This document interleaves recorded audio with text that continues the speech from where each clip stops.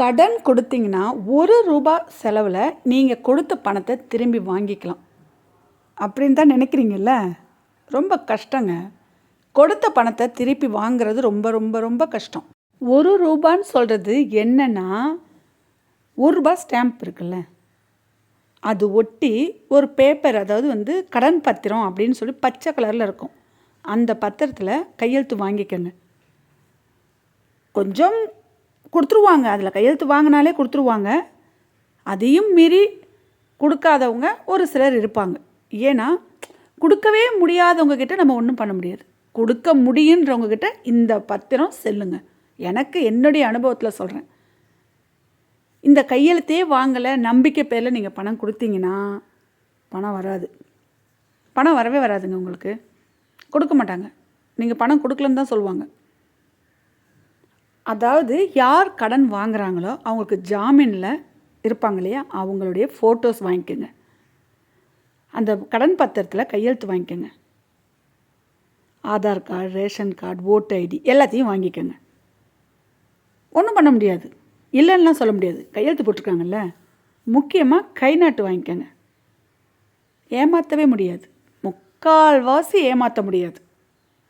பணம் இருக்கவங்க ஏமாற்ற முடியாது. பணம் இல்லாதவங்க ஏமாற்ற மாட்டாங்க, முடியாது அவங்களால. அதனால் அவங்கள ஏமாற்றினவங்க நம்ம சொல்லக்கூடாது. பணம் இருக்கவங்க கொடுக்காத இருக்காங்க பாருங்கள், அவங்க தான் ஏமாற்றினவங்க.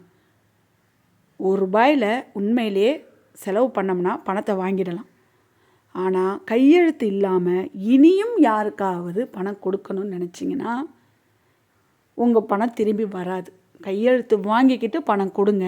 சாட்சி கையெழுத்து வாங்கிக்கோங்க, ஃபோட்டோ வாங்கிக்கோங்க.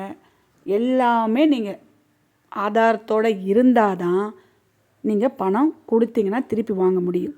பணம் கேட்கும் போது அழுது பிறண்டு வயத்தில் இருக்க புல்லை நழுவி விழுற மாதிரி தான் கடன் கேட்பாங்க. புல்லை உளுந்துரும், அப்படியே தானாகவே வந்துடும். அந்த காலத்துலலாம் பெற்றிருப்பாங்க தெரியுமா, அந்த மாதிரி தானாகவே பெற்றுருவாங்க கடன் கேட்கும் போது. ஆனால் நீங்கள் கொடுத்த கடனை கேட்க போனீங்கன்னு வச்சுங்க, நீங்கள் யாருன்னு கேட்பாங்க. ஃபுல்லாக மறந்துடுவாங்க. நம்மளை கொடுத்தவங்களை ஃபுல்லாக மறந்துடுவாங்க. அதனால் கொஞ்சம் பார்த்து கடன் கொடுங்க. ரொம்ப யோசித்து கடன் கொடுங்க. உயிர் போனாலும் பணம் போனாலும் திரும்பி வராதுங்க.